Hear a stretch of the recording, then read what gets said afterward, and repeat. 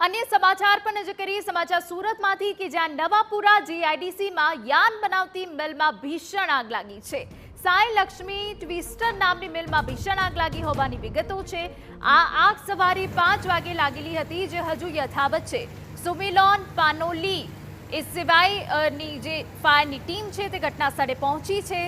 પાણી ભરવાની અસુવિધાને લઈ કાબુ મેળવવામાં હાલ મુશ્કેલી સર્જાઈ રહી છે। જો કે આગ પર કાબુ મેળવવાના તમામ પ્રયાસ શરૂ છે। તો યાન બનાવતી આ કંપનીમાં ભીષણ આગ લાગી છે। વહેલી સવારથી ભીષણ આગ લાગી છે, જે હજુ સુધી કાબુમાં નથી આવી। સવારની 5 વાગ્યાની લાગેલી આગ હજુ પણ કાબુ બહાર છે। જો કે ફાયર બ્રિગેડ દ્વારા તમામ પ્રયત્ન કરવામાં આવી રહ્યા છે।